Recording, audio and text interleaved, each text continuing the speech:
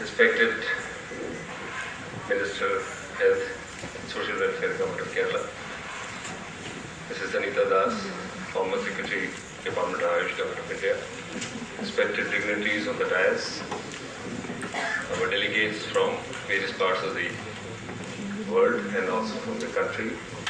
Before I say something on Ayurveda, there are a few things I would like to share. The first part of the presentation would basically comprise of what has happened in Kerala, which is taken as a role model in healthcare. As Secretary to Government of Kerala, I am also looking after, not only looking after Ayurveda, I am also looking after the modern medicines.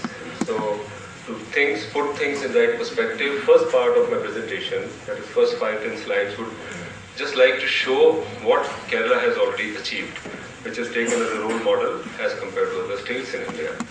So I'll quickly rush through it. It is one of the most densely populated part of India. We have almost 3.5 million people there, and population density is very, very high. Second largest after West Bengal, almost 1,000 people per square kilometer. And the interesting part is that this is the only state in India which never had a positive growth rate. In fact, the population is declining over the years. Very small state, but high density of population. Highly literate population, especially women. 98% women are educated. We have a very strong, historically good healthcare system. We have good healthcare seeking behavior because of high literacy. We have social equity and land reforms which brought in a lot of changes. Very early political activism, decentralization, that means handed over to the local bodies, almost 15 years before we even talked about the Panchayati Raj, etc. We had missionary activities which also brought in health and education both. We have women empowerment. We have a very strong indigenous system of medicine, that is Ayurveda. We have excellent public health distribution system and excellent healthcare delivery network. Next. And this is what has actually made us stand at par with any European country. If you look at the IMR, infant mortality rate, that is the third column, you'll find it is far ahead of India. It is far ahead of any state, very close to most European countries. If you look at the maternal mortality rate, 500,000, it is far better than the rest of India.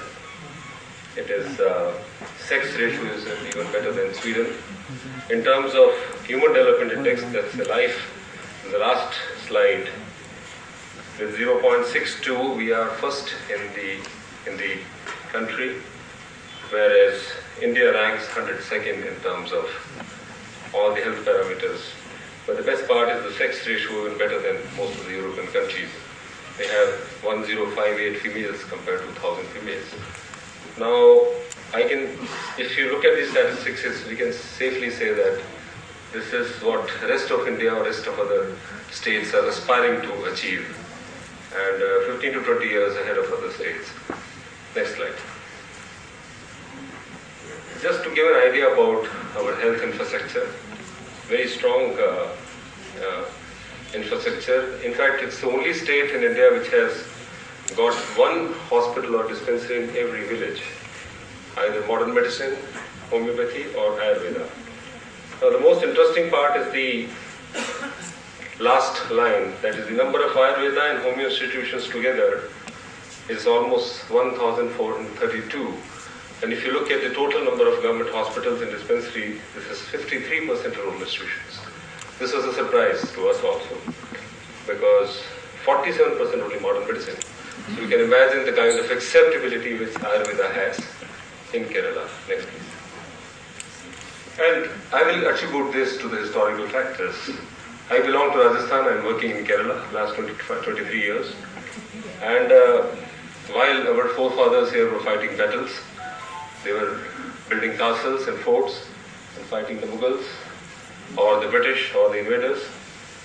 South India was relatively safe because we never had many invaders there. We never had a British rule there, and the royal families there started these changes, which started 150 years ago. We had already the first smallpox vaccination in Travancore in 1813, 16. We had a dispensary start in 1865, General Hospital. 1885, we had already 31 health institutions in Travancore, that is the southern part of it. And 1935, we had the first public health center in India started by the royal family. That is much before the independence itself. The decentralization started much earlier. 1995 itself, we started, all our health institutions have been handed over to the local bodies. The public health centers are handed over to the gram panchayats. The bigger hospitals, block community health centers are given to block panchayat. The district hospitals are handed over to the district panchayat. And very few hospitals are directly controlled by the government. And this has helped involve the local people and the people representative into the whole process. And these are the 5 M's which I attribute to the success of Kerala. And one is the monarch, the royal family. They never built castles and forts there. They focused on health and education, and we are seeing the results 150 years later.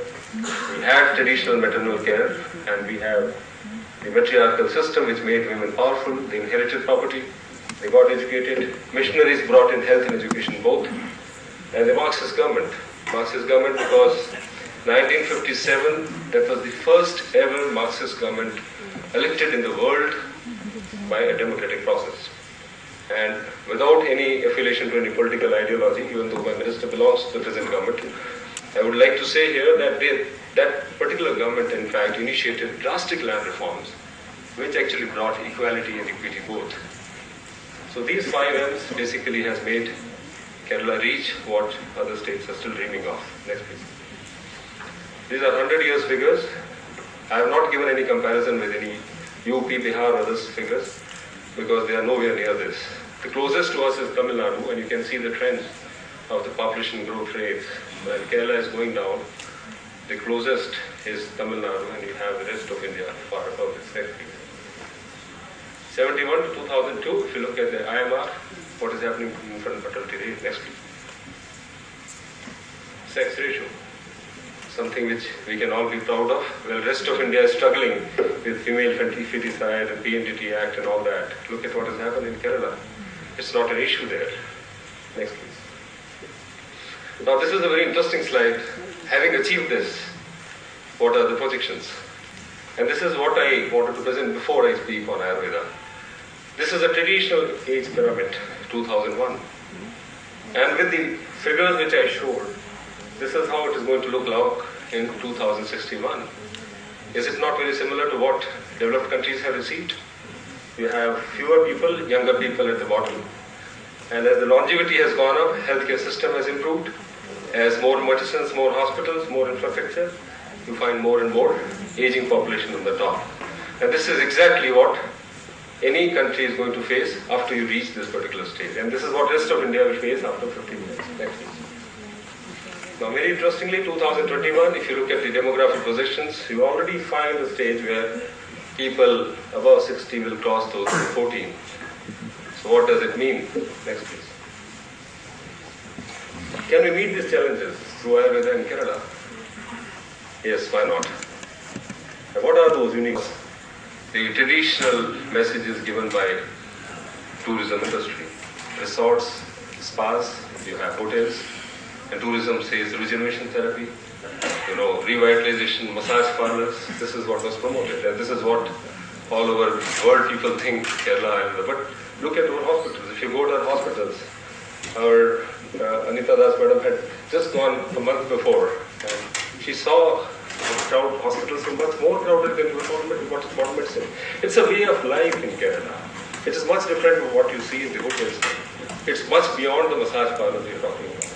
Climatic factors make it a very, very strong point for us. 6 months of rain, which helps in Ayurveda. Treatments are from Kerala, and people trained there and doing the same propagation there. It was a great surprise to us. Honorable Minister, myself, when we went around, we found it's almost the same pattern. The Kerala physicians, by their deep knowledge and experience, developed it. They developed their own ways. We have manuscripts and record, and Kerala is the only state which has got a patent cell working. Thanks to Anita Das madam. She encouraged us, Government of India supported us, and today that manuscript mission, that patent cell is working full-fledged. We are digitizing all our records.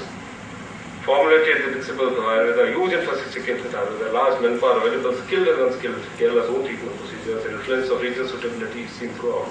Next, please. What is the system? We have all this. We have the ministry, we have the minister on top, the secretary, and then we have the directors. And we have a director of ISM, Ayurveda. We have a director of Ayurveda medical education. We have a state medicine plan board. We have our own government Ayurveda pharmacy. And we have a separate drugs controller for Ayurveda. How many states can boast of that? Next, please. This is the strength of hospitals. If you look at the dispensaries and hospitals in Ayurveda, you find a very large number of them in the villages, not in the towns. You have 719 of them and 68 hospitals, block panchayats, 2 of them. Almost 747 dispensaries and 117 hospitals. And same system as we have in allopathy, primary, tertiary and secondary care is there, very well established in Kerala. Next. And we also talk about Siddha. We have Unani, we have Nature Care Hospital also. Next please. And doesn't look like a government hospital from the slides. But fortunately, we saw the facilities here and it was almost world class, and we have all these things fortunately in the hospital space. We had, to our surprise, look at the number of pillars, how many camps were conducted. Whenever we had epidemics, this is what Ayurveda did. Thousands and thousands of people involved. In fact, my own experience, Honorable Minister's initiative, we launched health melas in various districts, and we found the number of people thronging Ayurveda camp was far more than the modern medicine. Because for them it is a way of life. They accept that. They don't go to others. Next. And what is happening in medical colleges?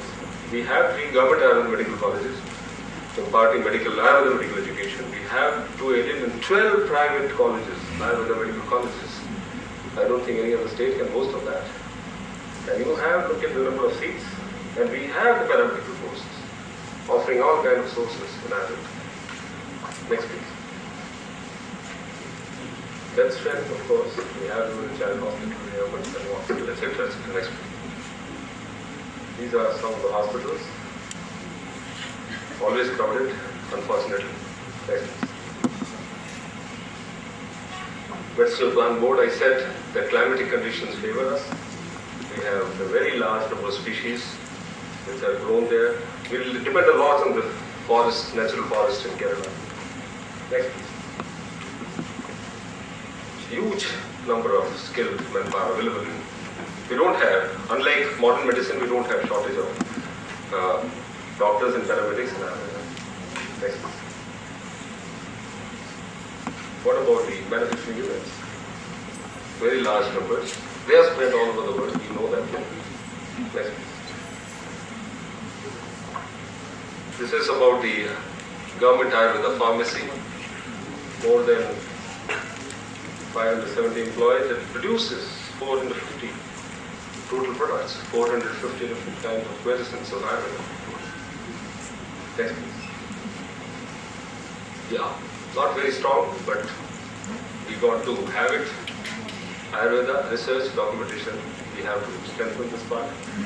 And this is one thing which I have been mentioning yesterday also, did for yesterday, that documentation is an area, research is an area which we need to really encash upon for the world to accept it. Yes. I mentioned about the patent cell. Work is not your work, but I'm glad that the way we started and now Government of India has decided to further support us so that all the problem with some of these manuscripts said that even those manuscripts, that Malayalam written in them is no longer understood by our people today. That Malayalam itself is different from the Malayalam we use today. So first we have to understand the local language and then digitize it, translate it and then put it in the proper form. Next please. These are some of the own specialities developed by Kerala. Next. We believe in holistic approach. We have encouraged our Gram Panchayats, local bodies, to see that they contribute so that we can give them doctors and they can contribute. Otherwise it becomes only a government affair where government is imposing something on them. Let the initiative come from the ground. Wherever any local body has said that we would like to attach an Ayurveda hospital with an existing hospital. We encourage and we sanction them. And now I'm glad to know that Mr. Sharma, advisor from Govt of India, morning he's told us that 70 such hospitals Govt of India is willing to support. Doctors will be provided by us and the infrastructure facilities will be supplemented by Govt of India. Thank you very much.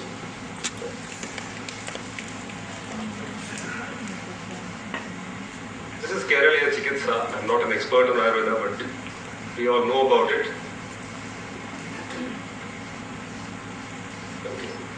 Next. I'll also not go into this. Next. Again, we call about all this Panchakarma, Purokarma, etc. This is something which information given by my doctors, and I'm not going to go into this. Next. Panchakarma is special and in fact I have been requesting Honorable Minister to put pressure on Govt of India that like this institution of Ayurveda here in Jaipur, we should have a national institution of Panchakarma in Kerala. We have the infrastructure for that. Next please. Well, that is the beauty about Ayurveda, something which we have missed out in modern medicine in Kerala. The preventive, curative and regenerative, all three aspects are taken care of, not only by the government but also by the private sector. Next. It is a part of our life. It is accepted widely. Next please.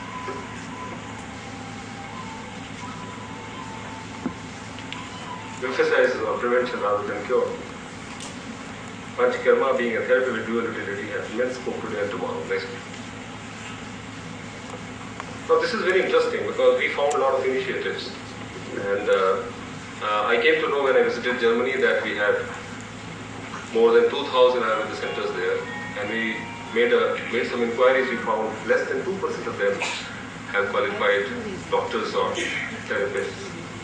And another initiative launched in Slovenia on the borders of Italy. We found that they had set up a whole Ayurveda center, but they didn't have the qualified people. And the only thing which Slovenian government wanted was, after passing a resolution of accepting Ayurveda as an alternative system of medicine, all they wanted was that authentic people to be sent there. And when I went there, I was surprised to find the boys and ladies who were selected, doctors and paramedics. Just after the press conference, we find hundreds of people coming for this treatment. So acceptance is there. Unfortunately, left hand does not know what right is doing. And this is where we have to all sit together and spruce up our basic things about standardization, documentation, about the standards, about accreditation, these kind of issues which many of us will be talking about.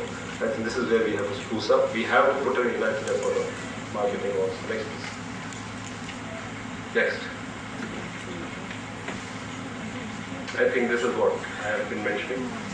We have to spruce up our things. We have to accreditize our hospital, our human resources, our drugs, testing. We have a very important testing drug list, but all the states cannot say that. And we have to promote a holistic approach. Next. So without going much into this, maybe for the forum of discussion we can have this. Thank you very much for giving us a chance.